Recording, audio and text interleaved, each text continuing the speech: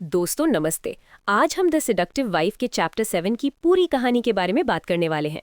Chapter में हमने देखा था कि यूहोन और एजे योंगॉन ग्रुप के बड़े फैमिली फंक्शन में पहुंचते हैं, जहां यूहोन की सौतेली माँ और उसका घमंडी सौतेला भाई पिलयोंग उन्हें ताने मारते हैं और नीचा दिखाने की कोशिश करते हैं।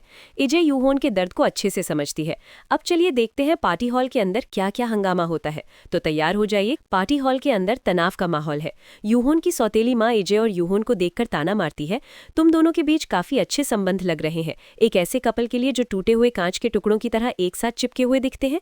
एजे अपने चेहरे पर झूठी मुस्कान लाकर जवाब देती है, कृत्या हमारे रिश्ते को इस तरह से मत आंकिए, मैं यूहोन से बहुत प्यार करती हूँ। लेकिन अंदर से एजे उदास होकर सोचती है, हालांकि यूहोन मुझे उतना प्यार करता हुआ नहीं लगता। तभी यूहोन प्यार से एजे की कमर को अपनी तरफ खींचता है और गहरी नजरों से देखते हुए कहता है, ये सच नहीं है, मैं तुमसे ज्यादा प्यार करता हूँ। एजे इस अचानक वाले प्यार के इजहार पर हैरान रह जाती है। उसके चेहरे पर खुशी और शर्म दोनों आ जाती है। सौतेली माँ ये सब देखकर चिढ़ जाती है और कहती है, हे भगवान, क्या तुम नहीं जानते कि इन सब चीजों का एक समय और जगह होती है। यूहोन हल्की मुस्कान के साथ सौतेली माँ को घूरते हुए बिना डरे जवाब देता है, खैर मुझे इसमें कुछ भी शर्मनाक नहीं लगता, हमारा रिश्ता ऐसा नहीं है जिस पर शर्मिंदा हुआ जाए। सौतेली माँ फिर ताना मारती है, शादी के बाद तुम बहुत बदल गए हो यूहोन, तुम पहले कितने बेदिल और ठंडे हुआ करते थे। यूहोन इजे की कमर को और कसकर पकड़ते हुए कहता है, ये सब इजे की बदौलत है।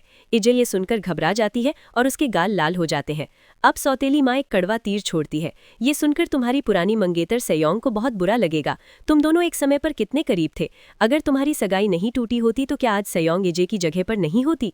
वो इजे को नीचा दिखाते हुए आगे कहती है, मुझे लगता है कि तुम्हारी मौजूदा पत्नी तुम्हारे साथ होकर ही बहुत एहसानमंद है, भले ही वो सिर्फ एक विकल्प हो। वो अचानक से हमारी जिंदगी में आ गई, एक ऐसी कंपनी से जिसके बारे में मैंने कभी सुना भी नहीं था, और अब वो उस मुकाम पर पहुंच गई है जिसका उसने कभी सपना भी नहीं देखा होगा। एजे को ये बातें सुनकर दिल में गहरी चोट लगती है, वो चुप रह जाती है। तभी यूहोन का सौतेला भाई पिलयोंग वहां आ पहुंचता है और कहता है, माँ सही कह रही हैं, तुम दोनों सच में लव बर्ड्स हो, है ना, और एक मैं हूं जो अभी तक सिंगल हूं, मुझे तो जलन होने लगी है। पिलयोंग इजे की तरफ देखकर मुस्कुराते हुए कहता है, हेलो, आखिरकार मेरे छोटे भाई की शादी के 1 साल बाद हमें मिलने का मौका मिल ही गया। आपसे मिलकर बहुत खुशी हुई, मेरा नाम पिलयोंग किम है। इजे मन में सोचती है, तो ये वही आदमी है जिसे यूहोन ने बिन बुलाया मेहमान कहा था। वो शालीनता से जवाब देती है, मुझे भी आपसे मिलकर खुशी हुई। जैसे ही हाथ मिलाते हैं, पिलयोंग बहुत गंदे और अजीब तरीके से इजे के हाथ को कसकर पकड़ता है और अपने अंगूठे से उसकी कलाई पर सहलाने लगता है। यूहोन की नज़र तुरंत इस हरकत पर पड़ती है। यूहोन गुस्से में आकर इजे को झटके से अपनी तरफ खींच लेता है। इजे सहम जाती है। पिलयोंग घमंड से मुस्कुराते हुए कहता है, यूहोन ने प्राइवेट शादी की और मुझे इन्वाइट तक नहीं किया। यूहोन इजे के आगे ढाल की तरह खड़े होकर ठंडी आवाज में कहता है, जैसा कि मैंने कहा था, तुम गलती से गेस्ट लिस्ट से छूट गए थे। पिलयोंग हंसते हुए ताना मारता है, गलती से छूट गया था, हाँ सही कहा, मुझे पता है कि तुमने मुझे नीचा दिखाने के लिए जानबूझकर ऐसा किया था। इजे महसूस करती है कि यूहोन का गुस्सा चरम पर है और वो पिलयोंग को मार सकता है। स्थिति संभालने के लिए इजे यूहोन का हाथ पकड़कर कहती है, आह मुझे अभी याद आया, मैं अपना पर्स कार में ही भूल गई यूहोन, क्या तुम मेरे साथ उसे लेने चलोगे। यूहोन समझ जाता है और शांत होकर कहता है, हाँ जरूर। दोनों पार्किंग में बाहर आ जाते हैं। इजे शांति तोड़ते हुए कहती है, मैंने सुना है कि तुमने मेरे पिता के हॉस्पिटल के बिल भर दिए हैं। यूहोन रुक जाता है। इजे आगे कहती है, मैं तुम्हें धन्यवाद कहना चाहती थी, लेकिन किसी वजह से मैं ये शब्द कह नहीं पा रही थी। धन्यवाद। वो अपनी मजबूरी बताती है। कंपनी ज्वाइन करते वक्त मैंने जो सेविंग्स अकाउंट शुरू किया था, वो अगले महीने मैच्योर हो जाएगा। मेरा सेविंग्स अकाउंट मेरा आखिरी सहारा था। मेरे पिता के अस्पताल के बिल, कर्ज और मेरे भाई की ट्यूशन फीस भरने के बाद जो थोड़ा बहुत बचा था, वो मैंने उसमें डाल दिया था। मैं चाहती थी कि हमारे तलाक के समय मेरे पास कम से कम मेरे नाम पर कुछ पैसे तो हों। लेकिन तुम्हारे बिल भरने के बाद मुझे लगा जैसे मैं आखिरकार थोड़ी राहत की सांस ले सकती हूँ। यूहोन इजे को देखकर कहता है, मैंने तुम्हारे अस्पताल के बिल इसलिए भर दिए क्योंकि मैं तुम्हें थोड़े से पैसों के लिए संघर्ष करते हुए नहीं देखना चाहता था। जिस पल हम एक साथ शादी की वेदी पर चले थे, मैं तुम्हारा गार्जियन बन गया था। इजे अंदर तक पिघल जाती और सोचती है, मेरे गार्जियन। यूहोन कहता है, कृपया मुझे पैसे वापस करने की जरूरत महसूस मत करो, ये सच में कोई बड़ी बात नहीं थी। चलो फिलहाल हम सिर्फ अपने ऊपर ध्यान देते हैं। इजे अचानक पूछती है, अरे हाँ, तुमने वहां अंदर वो सब बातें क्यों कहीं, उस औरत के सामने।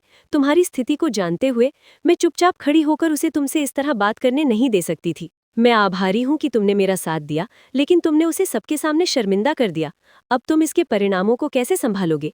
यूहोन पूछता है, तो फिर तुमने ऐसा क्यों किया। मैंने उनका साथ क्यों दिया, क्योंकि मेरे पास खोने के लिए कुछ नहीं था।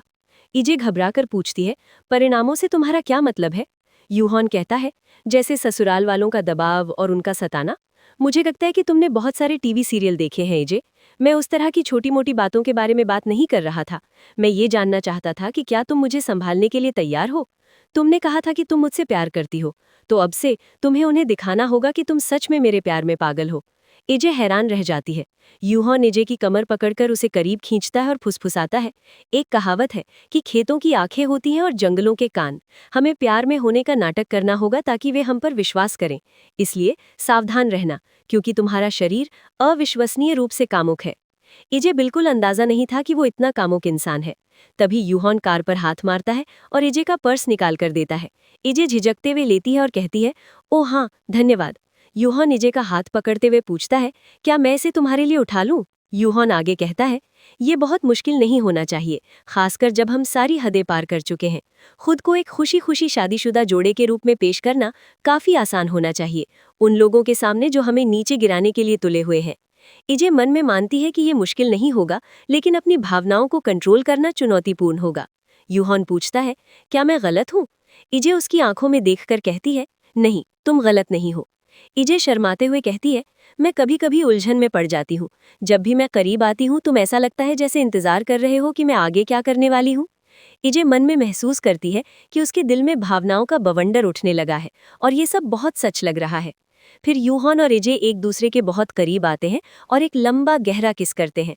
यूहॉन इजे के होठों पर चूमते हुए फुसफुसाता है, अगर कोई हमें अभी इस हालत में देख ले तो उन्हें एहसास हो जाएगा कि हमारा रिश्ता कितना इंटीमेट है। यूहॉन तिरछी नजरों से पीछे देखता है, जैसे किसी को छुप कर देखते हुए। वो इजे से कहता है, तुम्हें पता है ना कि तुम ही वो हो जो हमेशा शुरुआत करती हो। और इसी के साथ चैप्टर खत्म हो जाता है। क्या सच में पिलयोंग या परिवार का कोई और सदस्य उन्हें छुपकर देख रहा है? यूहॉन की इस खतरनाक चाल का अंजाम क्या होगा? क्या इजे इस झूठे प्यार के नाटक में अपना असली दिल हार बैठेगी?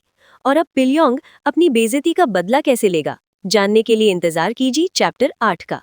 दोस्तों, अगर आपको ये एक्सप्लेनेशन और कहानी पसंद आई हो तो वीडियो को लाइक जरूर करें, कमेंट में बताएं कैसा लगा, और आगे की कहानी मिस न करने के लिए चैनल को अभी सब्सक्राइब कर लें। बेल आइकॉन दबाना न भूलें। मिलते हैं अगले चैप्टर में, तब तक के लिए बाय बाय।